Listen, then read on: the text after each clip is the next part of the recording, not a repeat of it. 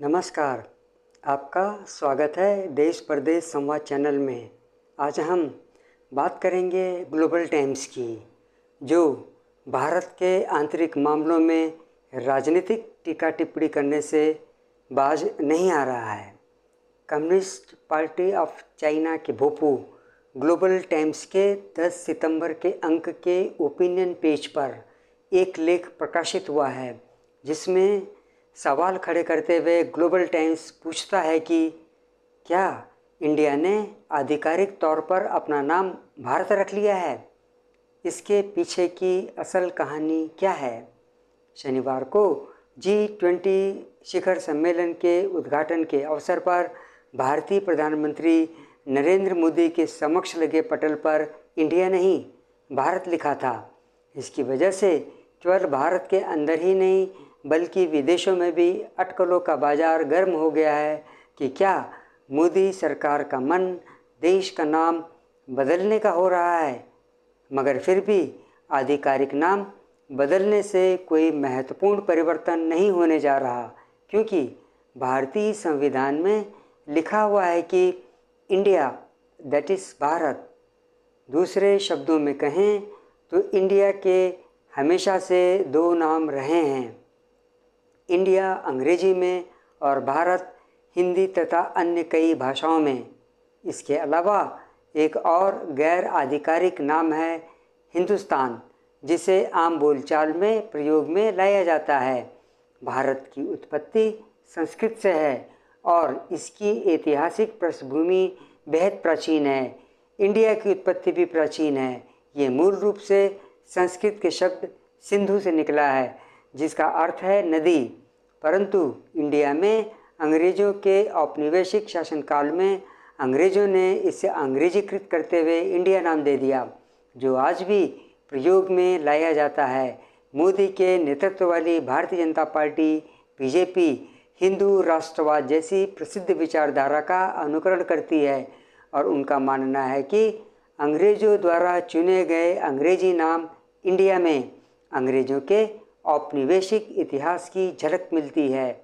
इसलिए औपनिवेशिक प्रभावों से छुटकारा पाने के लिए इसके प्रयोग को बंद करके भारत का चलन चाहते हैं। इंडिया में पश्चिमी देशों की तर्ज पे होने वाले चुनाव में देश का नाम बदलने का मुद्दा जाहिर है कि गरमाया हुआ है और सभी राजनीतिक दलों के बीच विवाद जारी है। वर्तमान में जो मोदी समर्थक हैं और जिन्होंने G20 शिखर सम्मेलन में भारत नाम की पट्टिका का प्रयोग किया, और साथ ही साथ वे सभी लोग जो मोदी को भारत के प्रधानमंत्री के तौर पर कहते हैं, उनका संबंध बीजेपी से है और इस पार्टी के समर्थक हैं।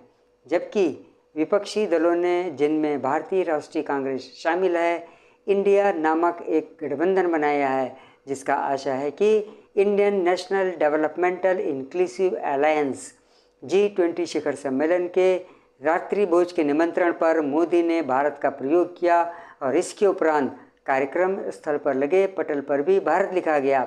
यह सब कुछ हिंदू मतदाताओं को इंडिया गठबंधन के विरुद्ध एकजुट करने के लिए किया गया है।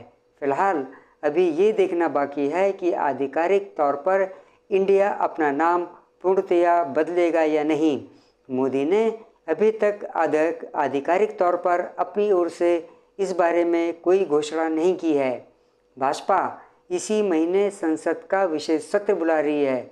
कुछ लोगों को लगता है कि देश का नाम बदलने के लिए कानूनी प्रक्रिया शुरू हो सकती है, पर उसके लिए 2/3 बहुमत चाहिए, जो नहीं है उसके पास।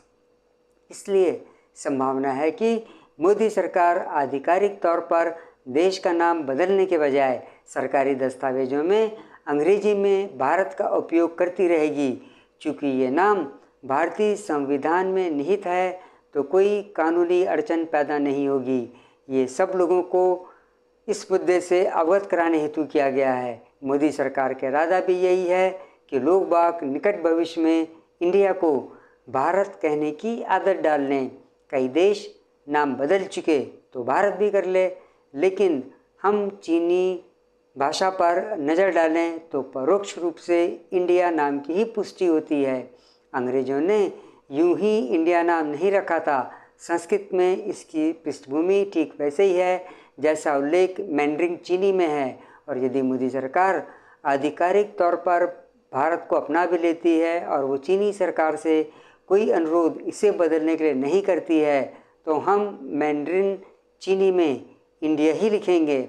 ऐसा कर हम इंडिया का निरादर नहीं कर रहे, क्योंकि भारतीय संविधान इंडिया नाम के उपयोग के लिए फ़िलहाल कोई मनाही ही नहीं करता है। हाँ, अगर अपने संविधान को इंडिया संशोधित कर देता है और इंडिया के प्रयोग को आधिकारिक तौर पर छोड़ देता है, तो हमारा दृष्टिकोण बदल जाएगा। आज के इस अंक में बस इतना ही।